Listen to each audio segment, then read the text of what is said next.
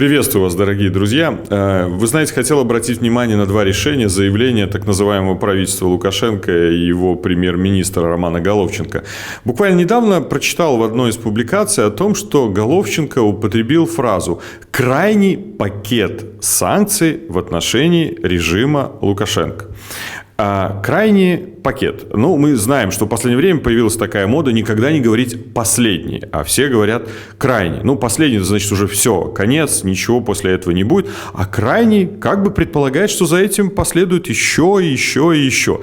Так что Роман Головченко фактически сам признается в том, что это всего лишь крайний, значит, не последний пакет санкций в отношении режима Лукашенко. Понятно почему. Потому что режим не планирует, к сожалению, нашему пока менять политику и будет продолжать репрессировать белорусов и ущемлять права граждан нашей страны, а также содействовать агрессии в отношении Украины.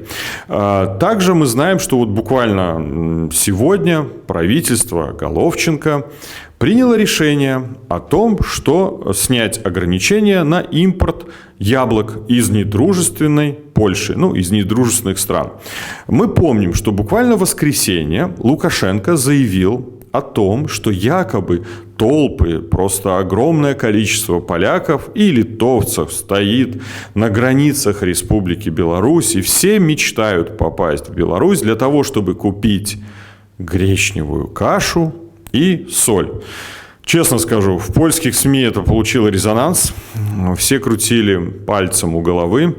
Комментировать я дальше это не буду, но могу сказать, что, наверное, так называемое правительство Головченко придумало еще более хитрый план. Оно приняло решение, сняв ограничения на ввоз польских яблок, вывести все яблоки из Польши. Для того, чтобы поляки не только в очередях на границе Беларуси стояли за гречкой и солью, но также, чтобы они стояли в очередях, чтобы купить те же польские яблоки, но уже на территории Беларуси. Потрясающая санкционная и антисанкционная политика так называемого правительства Белоруссии. Браво, Роман Головченко. Наверное, воспользуюсь этим случаем. Впервые более такое, может быть, легкое выступление. Подписывайтесь на канал Павла Латушко и Народного антикризисного управления.